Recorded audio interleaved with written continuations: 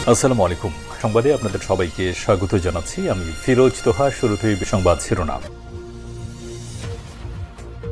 জানিয়ে দেব এই মুহূর্তে হাতে পাওয়া সর্বশেষ গুরুত্বপূর্ণ আপডেট বাংলা সংবাদ। শুরুতেই থাকছে যুক্তরাষ্ট্রকে সেন্ট মার্টিন দেওয়ার অঙ্গীকার নিয়ে যা বললেন পররাষ্ট্র উপদেষ্টা।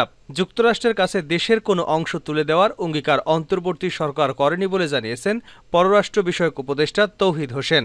ব্রিফিংকালে পররাষ্ট্র উপদেষ্টার কাছে শেখ হাসিনার বক্তব্য সেন্ট মার্টিন ও বঙ্গোপসাগর যুক্তরাষ্ট্রকে লিখে দেবার বিষয়ে জানতে চাওয়া হয়। এর জবাবে তিনি বলেন, সেন্ট মার্টিন বা বঙ্গোপসাগর যুক্তরাষ্ট্রকে লিখে দেবার কোনো অঙ্গীকার আমার সরকার বা আমি করিনি। এবারে জানাবো মাইক্রোবাসে গুরুত্বপূর্ণ নথিপত্র নিয়ে যাওয়ার চেষ্টা আটকে দিল শিক্ষার্থীরা।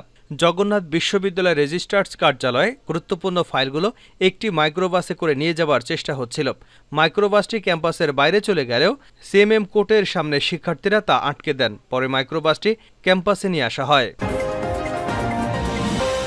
জানাবো রাজশাহী বিশ্ববিদ্যালয়ের নবাব আব্দুল লতিফ হল শাখা ছাত্রলীগের দায়িত্বপ্রাপ্ত নেতা তাশফিক আল তৌহিদ সহ ওই হলের অন্যান্য নেতার 201 থেকে 220 নম্বর পর্যন্ত কক্ষ থেকে অস্ত্র মাদক উদ্ধার করেছেন শিক্ষার্থীরা। রোববার সকালে হলের কর্মচারীদের সঙ্গে নিয়ে ছাত্রলীগের নেতাদের কক্ষ তল্লাশি চালান সাধারণ শিক্ষার্থীরা।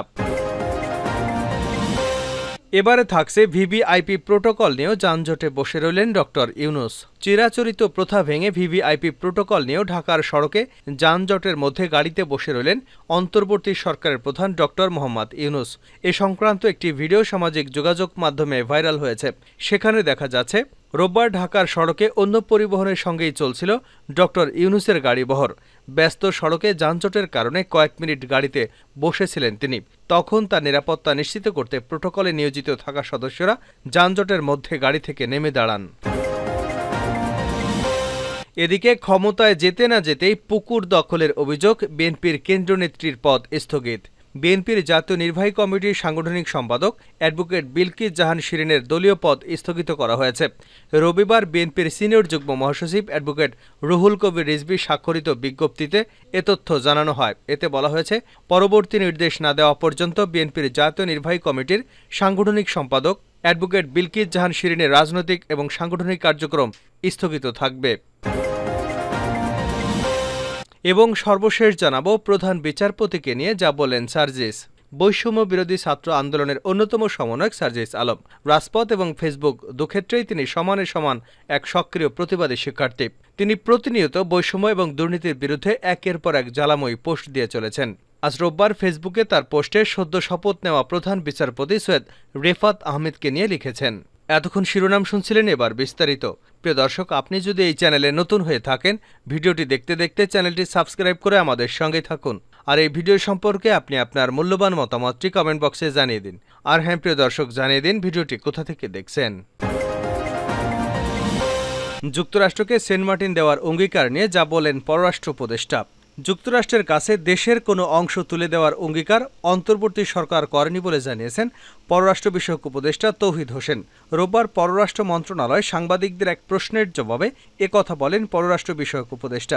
ব্রিফিংকালে পররাষ্ট্র উপদেষ্টার কাছে শেখ হাসিনার বক্তব্য সেন্ট মার্টিন ও বঙ্গোপসাগর যুক্তরাষ্ট্রকে লিখে দেবার বিষয়ে জানতে চাওয়া হয়। এর জবাবে তিনি বলেন, সেন্ট মার্টিন ও বঙ্গোপসাগর যুক্তরাষ্ট্রকে লিখে দেবার কোনো অঙ্গীকার আমার সরকার বা আমি করিনি। তৌহিদ হোসেন বলেন, আমি শুধু এটুকু বলতে পারি, আমি এরকম কোনো অঙ্গীকার করিনি। আর আমার খুব সন্দেহ যে রাস্তার ছাত্ররা এই অঙ্গীকার করেছে আমেরিকার কাছে। খুবই আনলাইক। পররাষ্ট্র উপদেষ্টা বলেন, শেখ হাসিনাকে ফিরিয়ে আনার বিষয়ে আইন মন্ত্রণালয় কিছু বললে পদক্ষেপ নেবে পররাষ্ট্র মন্ত্রণালয়। বাংলাদেশের মানুষ যেন ভাবে ভারত আমাদের বন্ধু। এই কাজে দিল্লিও সহযোগিতা করবে ঢাকাকে। আন্তর্জাতিক সম্পর্ক নিয়ে তিনি বলেন, আন্তর্জাতিক সম্পর্কের ক্ষেত্রে স্মুথ করতে চাই। এখন পর্যন্ত পজিটিভ ইন্ডিকেশন পাচ্ছি। তাদের যেসব কনসার্ন সেগুলো কিন্তু আমাদেরও কনসার্ন। মানবাধিকার নিয়ে কেউ কিছু বললে সেটা তো আমাদেরও কনসার্ন। দেশের স্থিতিশীলতা ফেরার পর নতুন সরকারের মেয়াদ নিয়ে আলোচনা হবে বলেও জানিয়েছেন পররাষ্ট্র উপদেষ্টা।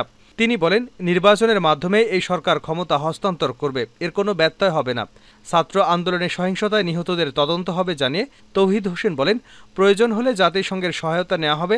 বিভিন্ন দূতাবাসের কার্যক্রম শুরু করতে আগামীকাল কূটনৈতিক বৈঠক রাষ্ট্রদূতের প্রতি আহ্বান জানানো হবে।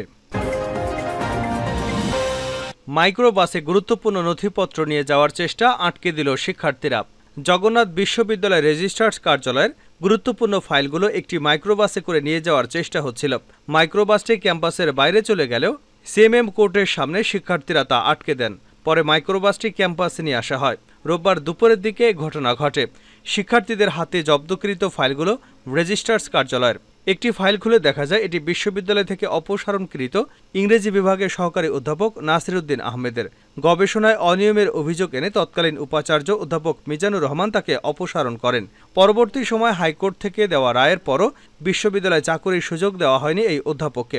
দীর্ঘদিন ধরে অপেক্ষায় থাকা এই অভিযোগ নিষ্পত্তি হওয়ার পরও বিশ্ববিদ্যালয়ের সিন্ডিকেটে উত্থাপন করা হয়নি। বর্তমান উপাচার্য সাদেকা হালিম আসার 9 মাস হয়ে গেলেও তিনি এ বিষয়ে কোনো উদ্যোগ নেননি। শুধু নাসিরউদ্দিন আহমেদের ফাইল নয়, গুরুত্বপূর্ণ সব ফাইলই মাইক্রোবাসটিতে ছিল। শিক্ষার্থীদের আশঙ্কা, অনিয়ম আর দুর্নীতি আড়াল করতে বিশ্ববিদ্যালয় থেকে এসব ফাইল সরিয়ে নেওয়া হচ্ছে। এ ব্যাপারে কথা বলতে বিশ্ববিদ্যালয়ের ভারপ্রাপ্ত রেজিস্ট্রার আইনুল ইসলামকে একাধিকবার ফোন করা হলে তিনি সাড়া দেননি। রাজশাহী বিশ্ববিদ্যালয়ের ছাত্রলীগ নেতার কক্ষ থেকে অস্ত্র মাদক উদ্ধার। রাজশাহী বিশ্ববিদ্যালয়ের নবাব আব্দুল লতিফ হল শাখা ছাত্রলীগের দায়িত্বপ্রাপ্ত নেতা তাশফিক আল তৌহিদ সহ ওই হলের অন্যান্য নেতার 201 থেকে 220 পর্যন্ত কক্ষ থেকে অস্ত্র মাদক উদ্ধার করেছে শিক্ষার্থীরা। রোববার সকালে হলের কর্মচারীদের সঙ্গে নিয়ে ছাত্রলীগ নেতাদের কক্ষে তল্লাশি চালান শিক্ষার্থীরা। এ সময় তৌহিদের কক্ষ থেকে চাকু, রড, লোহার পাইপ, বিদেশি মদের বোতল, গাঁজা, বস্তায় রাখা রেললাইনের পাথর, ছাত্রলীগের চাঁদা আদায়ের রসিদ, হেলমেট, বরেন্দ্র বিশ্ববিদ্যালয়ের 2 শিক্ষার্থীর আইডি কার্ড, বাঁশের লাঠি ইত্যাদি উদ্ধার করেন শিক্ষার্থীরা।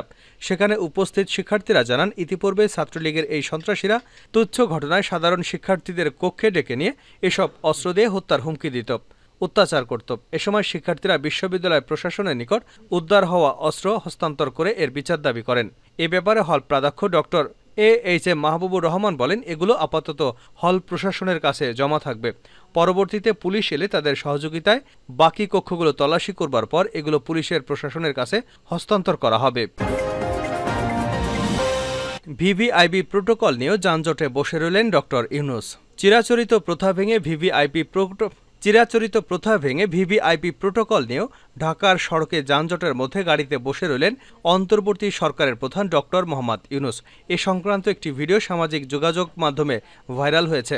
সেখানে দেখা যাচ্ছে রোববার ঢাকার সড়কে অন্য পরিবহনের সঙ্গেই চলছিল ডক্টর মোহাম্মদ ইউনূসের গাড়ির বহর।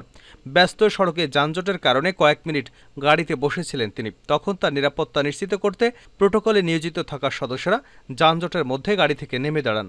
জানা গেছে, রোববার ডক্টর মোহাম্মদ ইউনূসের গাড়িবহর রাজধানীর মতিঝিল এলাকায় হ্যান্ডবল স্টেডিয়াম সংলগ্ন বকচত্বরে যানজটে আটকা পড়া অবস্থায় ভিডিওটি ধারণ করা হয়। ভিডিওতে দেখা গেছে ডক্টর ইউনূসের গাড়ি ঘিরে রেখেছে স্পেশাল সিকিউরিটি ফোর্সের সদস্যরা।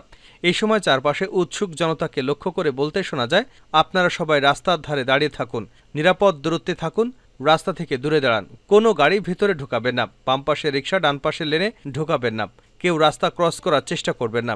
বাংলাদেশ প্রশাসনিক নিরাপত্তা প্রোটোকল বিধি অনুসারে রাষ্ট্রপতি ও প্রধানমন্ত্রীর গাড়ির বহর চলাকালে এ সময় সড়কে এক পাশ খালি করে চলাচলের বিধান রয়েছে। যাদের চলাচলে 15 মিনিট আগে থেকে নির্দিষ্ট সড়কের একটি পাশ ফাঁকা করে সেখানে জনসাধারণের চলাচল বন্ধ রাখার নিয়ম অনুসরণ করা হয়। পুকুর দখলের অভিযোগ, বিএনপির কেন্দ্রীয় নেত্রীর পদ স্থগিত। বিএনপির জাতীয় নির্বাহী কমিটির সাংগঠনিক সম্পাদক অ্যাডভোকেট বিলকিস জাহান শিরিনের দলীয় পদ স্থগিত করা হয়েছে। রোববার বিএনপির সিনিয়র যুগ্ম মহাসচিব অ্যাডভোকেট রুহুল কবির রিজভীর স্বাক্ষরিত বিজ্ঞপ্তিতে এ তথ্য জানানো হয়। এতে বলা হয়, পরবর্তী নির্দেশ না দেওয়া পর্যন্ত বিএনপির জাতীয় নির্বাহী কমিটির সাংগঠনিক সম্পাদক বরিশাল বিভাগ হিসেবে অ্যাডভোকেট বিলকিস জাহান শিরিনের রাজনৈতিক এবং সাংগঠনিক কার্যক্রম স্থগিত থাকবে। এর আগে জনগণের নামে লিখে দেওয়া 10 কোটি টাকা মূল্যের পুকুর দখলের অভিযোগ ওঠে সংরক্ষিত নারী আসনের সাবেক এমপি বিএনপির বিলকিস জাহান শিরিন এবং তার পরিবারের বিরুদ্ধে।